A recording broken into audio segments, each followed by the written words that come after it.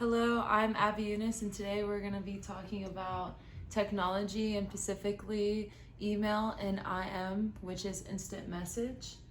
And to start off, my outline is going to consist of how it is used, the company's profit from the technology, the future expectation of the products, the improvement of the MIS system, and the ethical issues that it consists of. So let's start off with the descriptions of email. It is short for electronic mail, which is going through the internet.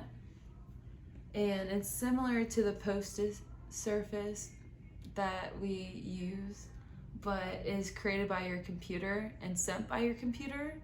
So you are receiving the mail essentially way faster than you would from the postal service. And it reaches your servers and sits there until you actually open up yourself. And some technology actually tells you when someone actually opens it and when they have not opened your email. So you can actually tell when they have received your message. And the description of IM, which is instant message for short, it's basically a real-time communication. So with IM, which is a little bit different from email, you are communicating live. So with email, you can send a message, and if they are not online right now, they can receive your message later. But with IM, you cannot receive the message unless they are online also. So that's a little bit different and interesting. And so like as soon as you write your message, it sends to their computer automatically in seconds. So those are the two differences of those two, but very similar. And that's why we have them together in this presentation. And the profits are very similar. And one thing that I have is for Google, which is a very big company that has Gmail, which a lot of us have Gmails. They're reported to have $16.86 billion of revenue in a quarter. So that is not even a whole year. So you can even imagine that times 4 for a whole year of revenue.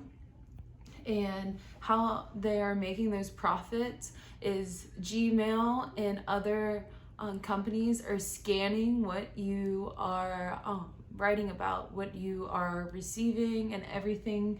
They are scanning your emails. It might be a free service, but you might not know the terms and conditions that you are accepting to. You're accepting that they have access to your emails, that Google does.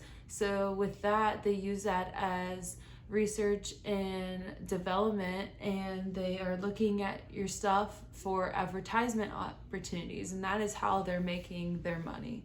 And the messages, so like the spam and the advertisements on the side of your computer when you are scrolling through, when you Google search and stuff, is all factored by your emails. So that's why you can kind of tell that some of the advertisements kind of like deal with your not ideas, but your interest.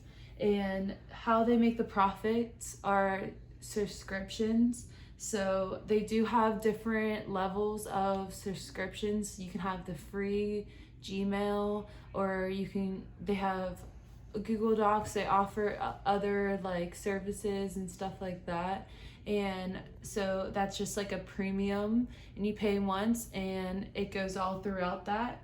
And then sponsored stickers, and that is the advertisements that I'm talking about, is that companies pay for, if by the research that they've done, if those members of the email service, if they are interested in something like that, then they are paying for those stickers, those advertisements that are on your papers.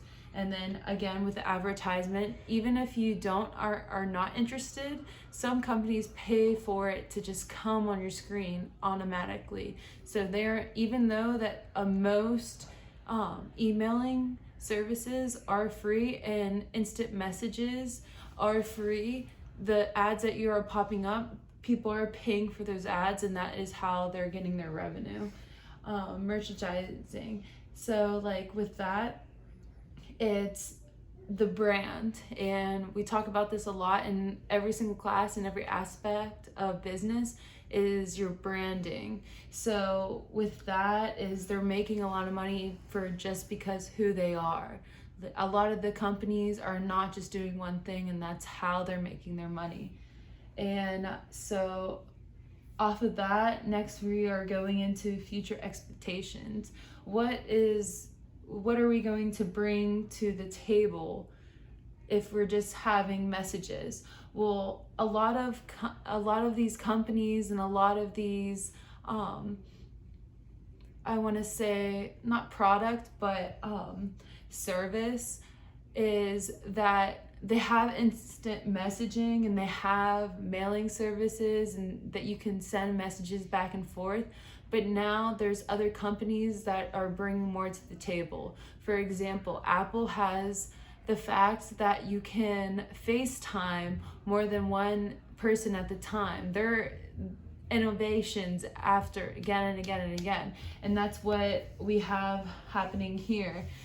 With email, we're having video messages that you can leave basically a voicemail over email, but in a video message, maybe you have to show a product that you are selling to somebody. Maybe you are just communicating with grandma and you're just trying to show her something. Like, it is all like evolving, and with the future, we are expecting more video messages and for the business-wise surveys. And most of the time when you're doing surveys, it's a link.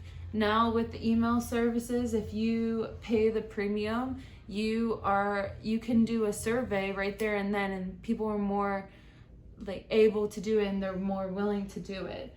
And also chat rooms with videos.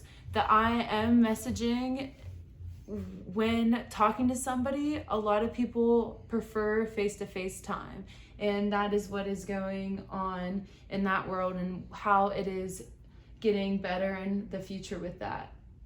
Now with MIS, now instant response,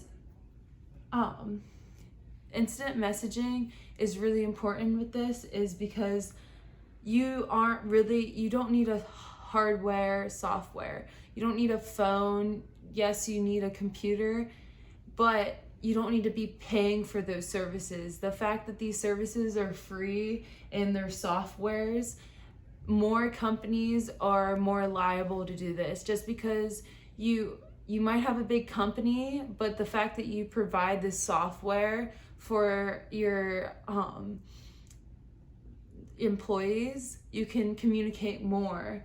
So that is how it like relates, and how they're adapting to all of that with the messages. Even though people don't have phones, people can communicate very reliably.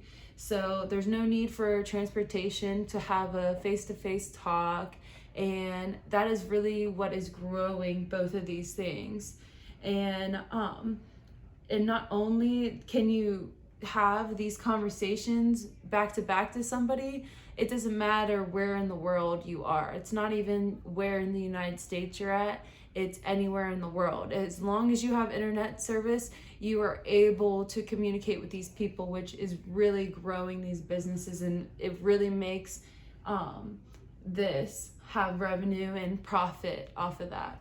And by improving, slowly this is improving, it can help productivity, which is like, for example, not everything needs to be a conversation. You have work, your other employees have work.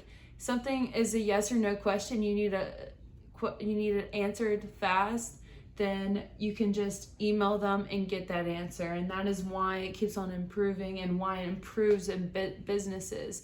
It makes it more effectively. So you can communicate, and it's automatically you can forward the conversation and the information right like that. And so also you can send it to individuals in group. So the best part about that is that you have to, if you want to have a direct conversation with multiple people but the same topic, you can send it to multiple people and you can forward it that instead of having a group meeting, which might take hours, but this will take minutes because you're emailing them and instant messaging them back and forth. And to continue with that is the ethical issues. Now, as you can see, is with obviously being behind the screen is probably the most ethical issue that we have here. You're not face to face, you're not communicating with somebody right in front of them, and it's hard to prevent forgery.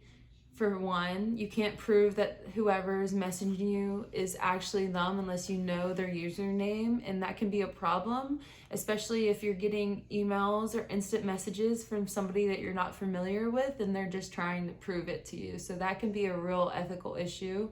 Another ethical issue can be you can't translate body tone. So, and that's really important because I know personally if somebody says something to me over a message, it's hard to tell if how they mean that. Like, do they mean that aggressively or do they mean that jokingly, or how do they mean that? So body tone and body language is a big issue when it comes to that. And the last issue that we have is having the last word. Research shows that one of the only issues that they have with email and instant messaging is people feel big behind the screen. So if you have a couple of your coworkers or you have your employees messaging each other and you can't tell the body language, it can be misinterpreted and it can be read wrong, and people try to have last word, and so they say things that they really don't mean that they wouldn't say in person, which is a really big issue, especially in the business world. So, and that is all that I have, and this is my references. Thank you for listening.